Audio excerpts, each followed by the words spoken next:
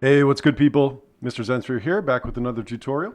Today we're going to be taking a look at SYNPLANT 2, the new VST from Sonic Charge. This is an update to SYNPLANT 1, and it introduces some really nice new features, including the Genopatch function, which allows you to drop in a sample and have the SYNPLANT synthesis engine take a crack at replicating the sound, often with some interesting results. This is an implementation of AI, but it's all under the hood and uses your computer's CPU, so you don't need to be connected to the cloud or anything like that. And it's pretty cool. But first, let's take a look at SYNPLANT itself. Um, the interface is oriented around seeds and branches. The central seed is kind of like the nexus of the sound, the core of the sound, and then the branches are the outgrowth. And we have this growth parameter, which can be adjusted by grabbing this wheel or by using a mod wheel on your MIDI controller. By default, the mod wheel is set to growth, but you can change that here to impact a variety of different functions of the sound. We'll take a look down here. We have the key trigger mode. We can do polyphonic, mono, or legato, and then we can control the glide time or portamento time with this slider here. This slider here controls the scaling for the wheel function. So if you don't want the full range, you can bring this slider down and then it won't do the full range. But by default, you can just have it do the full range. And this field here controls our LFO sync, whether it's off or tied to one of these tempo values, depending on your DAW. So that can be handy for some of the rhythmic sounds that SYNPLANT creates. And then we also have a velocity slider to determine our velocity sensitivity if you're playing this with a MIDI controller. And usually I'm just triggering things on my keyboard, so I'm going to leave my velocity sensitivity down. Then kind of working clockwise, we have release, right? This controls the release phase, this being maximum, this being minimum. We have atonality. So let's just have a listen here. So we've got this sound. And then if we drag the atonality slider up,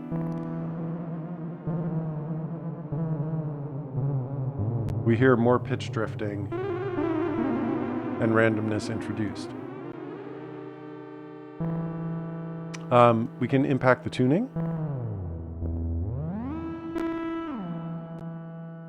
And then we can also have a slider for the amount of effect applied. And the internal effects on SYNPLANT are, it's basically just a reverb, but the reverb also has some chorus integrated into it. And it generally sounds pretty good, although it can sound a little schmutzy, I think, at the highest values. And then we have a volume slider here. So this is kind of the basic interface. This knob right here selects our bulb mode. So in the standard mode, each key indicated in this kind of circle of keys plays a separate branch. And the way this patch is set up, all the branches are identical. They've been cloned, but sometimes branches will play different sounds.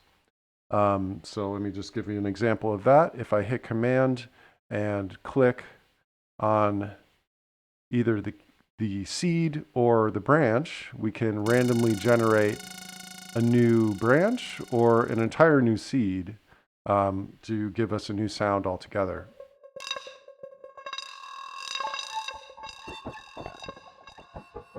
And you can see here that our branches are playing different sounds.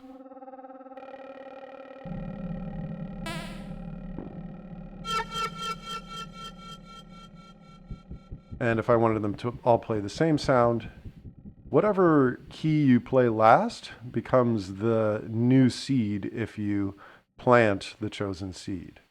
And if we wanted to clone it, we would just hit Alt And you can see this little clone selected branch icon is activated. So there's the new random seed, and then there's the clone selected branch. So say we like this one, we could then plant this seed, and then all of our branches become that branch. Okay. So it's an interesting way of doing synthesis because it's kind of exploratory, and you're allowing the synthesis engine to kind of create random permutations, and then you're selecting from those random permutations.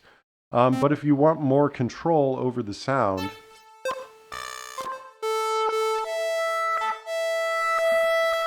let's say we like this sound and want to clone this.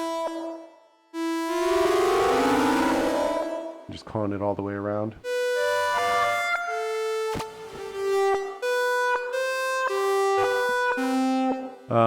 It's a little loud. We're clipping a little bit here. But we want to change some of the character of the sound. We like the basic sound, but we want to change it a little bit. I'm just going to go ahead and plant this seed so it's our basis. We can get into the genetic code, which allows us to change any of the parameters. And the code is, this part of the synth has been upgraded considerably from SYNPLANT 1. And I think it's a pretty nice implementation. It's a lot easier to make sense of because we have some kind of more traditional representations of these different parameters to work with. And there are basically three sections. We have the envelope and LFO section, we have the oscillator section, and then we have the filter and effects section. I'm not sure why they put oscillators in the middle. I would think oscillators should go first, but whatever. That's what they decided to do. And then we can see that anytime we hover on one of these genes, it indicates what what parameter it's impacting. And then down here in this field, we have more information about the gene.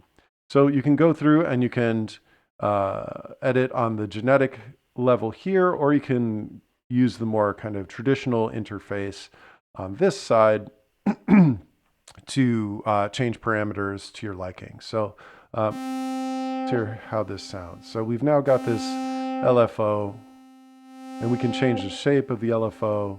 We can change the overall length of the LFO. We can change the tilt, which kind of makes it more like sharp attack or slow attack. And then we can change the shape of the slow attack.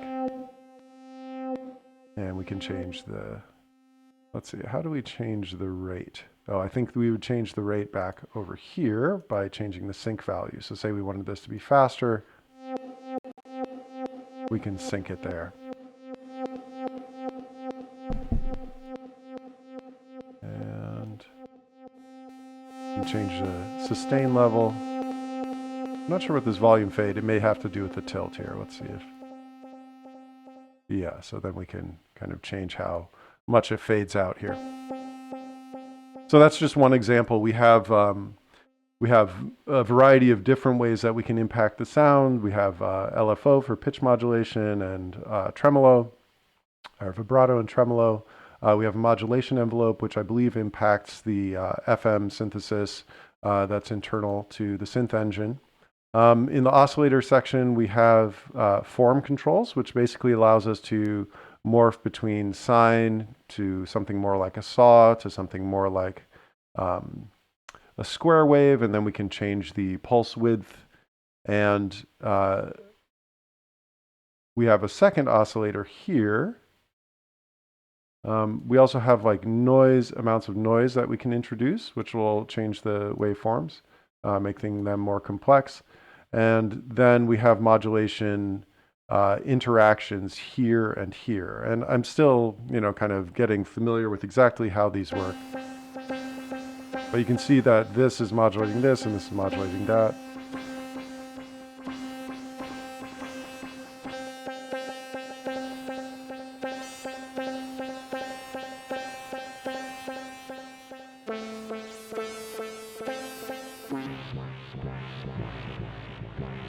So these are some pretty powerful basic ways of impacting the sound if you want to get into kind of the weeds, so to speak, in terms of how you can, really sculpt the sound within SYNPLANT. So this is kind of the heart of the synthesis engine. Then we've got the envelope and LFO section, and then we've got filters and effects. This is a morphing filter. We've got band pass, low pass, I think dual band pass, and then kind of a notch filter, I think. So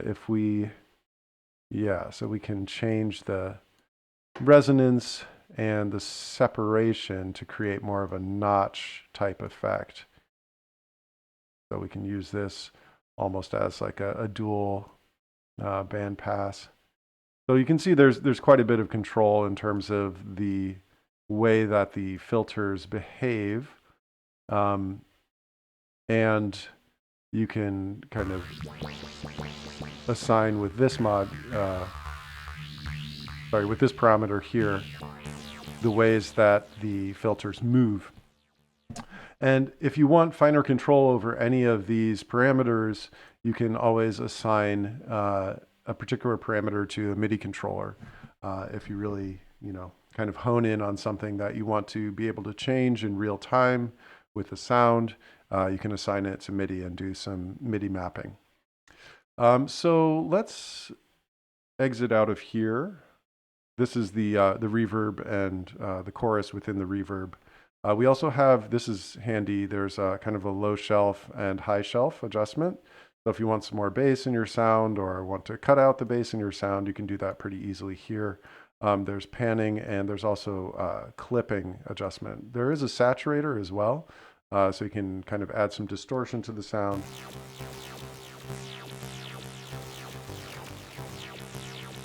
If you want.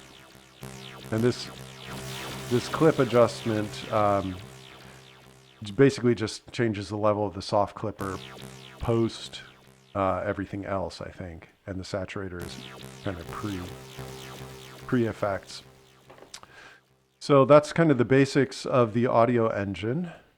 And again, you can access any of these parameters through the genetic code.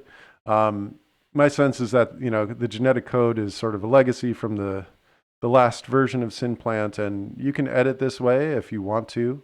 And maybe, when you work with it for a while, it makes sense to get into the code. But it's also kind of just a handy way of accessing parameters quickly. I imagine most people will probably do most of their fine scale editing on the right-hand side here, if they do it all. Because you can really kind of sculpt the sound quite a bit just using the basic controls of the mod wheel and the clone and plant functions.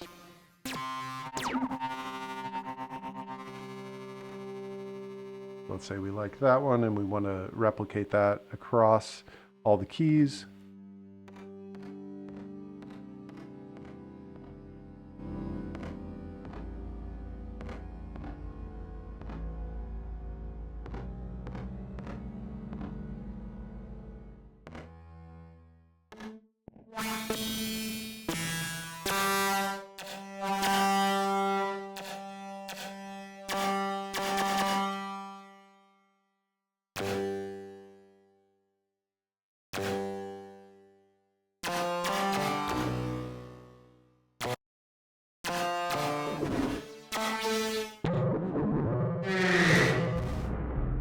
And it's quite easy to create, really interesting kind of bleeps and bloops. And, if you're using this for like one-shots, really great for kind of like psychedelic one-shot effects.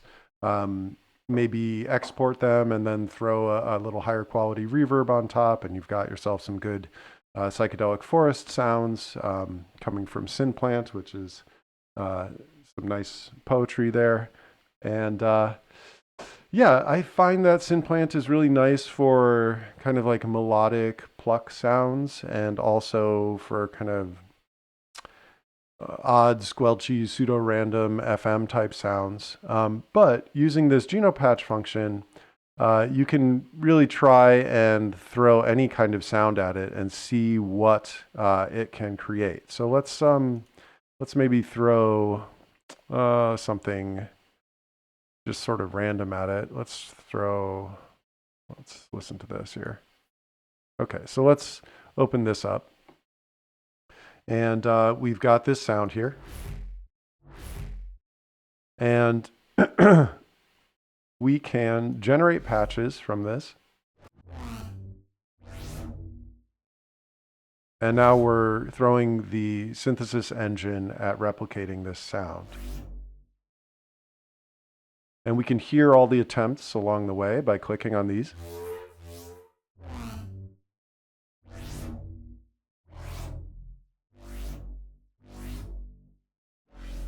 And you can hear that it's getting closer. And if we want a certain branch to continue its evolution, we can just click on it here.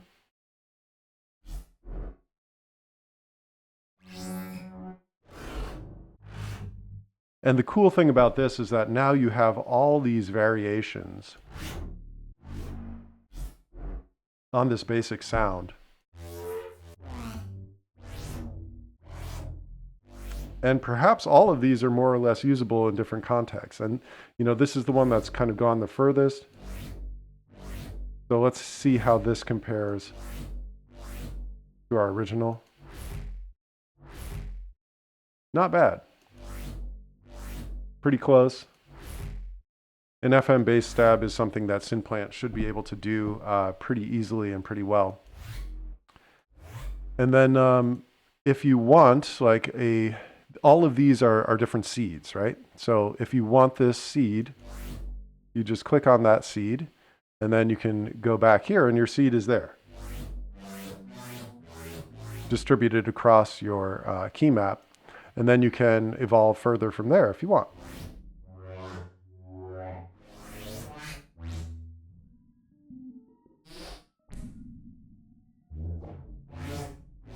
So it's a really interesting way of approaching synthesis. It's really exploratory. It leaves a lot to random chance, which I always appreciate because you never know what kind of happy accidents you may have. But let's try bringing in another sample, maybe something that SYNPLANT should have a hard time with, because the synthesis engine in SYNPLANT is pretty simple. It's not really, it's basically some FM synthesis with some complex envelopes and LFOs. So there are some things that it should really kind of have a hard time with. Let me see if I can find, oh yeah, let's give it something like some spectral metasynth. Yeah, let's see what it can do with this. Did we get it? Okay. So you can see that there's just this, I think it's a 2-second window. So you kind of have to select what portion of the sample you want it to attempt. So let's try this. Okay, so then we generate patches. Oops, sorry, I clicked the wrong button. This is the generate patch button. And you can hear it as it attempts to replicate.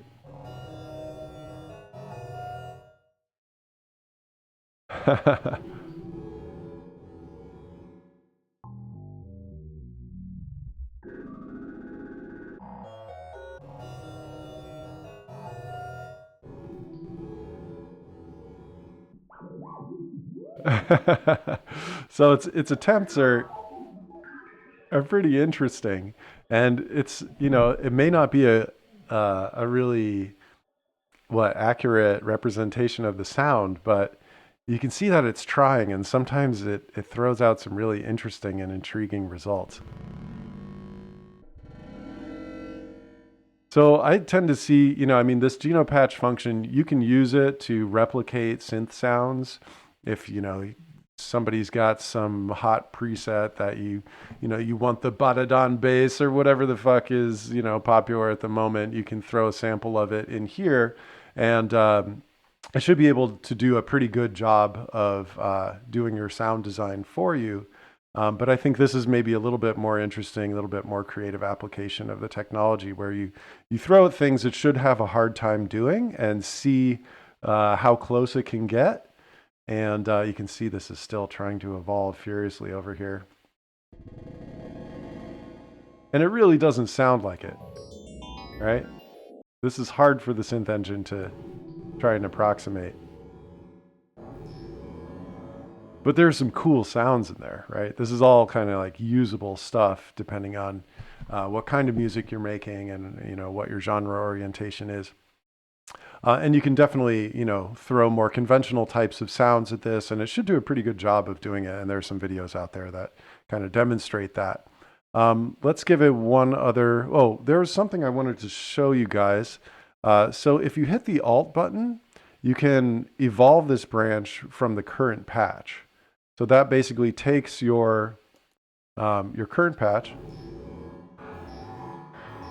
Oh, well, I had already planted the seeds. So say, let's get something new. Something just like this. And then we go back to our Genopatch, and then we can evolve from the current patch. So now its path will begin from what's already in the synth engine and will evolve towards a replication of this sound. So we can hear it's got that kind of like initial pluck character.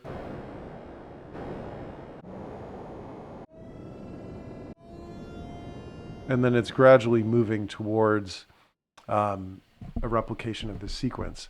Now, if it's something, if you know your target sound is something that the synth engine has an easier time of handling, you can use this kind of evolve from current patch function to create some interesting like sonic morphs between sound sources. Maybe layering those as samples, or you know exporting each individual step along the evolution, and using them in a wavetable. I mean, there's all kinds of possibilities with this. So this is a really cool and interesting, and as far as I know, like fairly unique feature in VSTs presently. So I think for this aspect of the synth alone, it's kind of worth it, especially if you have SYNPLANT 1. The upgrade is, you know, not that expensive. And it's pretty cool. I would love to see an implementation of this kind of technology with an additive synthesis engine, because I think with an additive synthesis engine, you could do some really interesting, you know, and fairly accurate resynthesis and have just a lot of really interesting sonic potential. So that's basically it. There's all these different functions here. You can normalize branch volumes if you're finding that different branches have problems. Read the manual. There's lots that this synth can do. You can save patches. You can do undo and redo. And you can, if you download the skins, you can change the skin. I've got the dark skin on, and I'm sure people will create custom skins if you like your your composition environment to look like the inside of someone's brain stem or something. But yeah, that's SYNPLANT 2. I think the audio engine sounds better than SYNPLANT 1. It does have its limitations, but in general, I think it sounds pretty good, and it generates a lot of really usable results, and it's pretty cool. So yeah, that's what I think about SYNPLANT 2. I'll probably be developing a preset pack for it.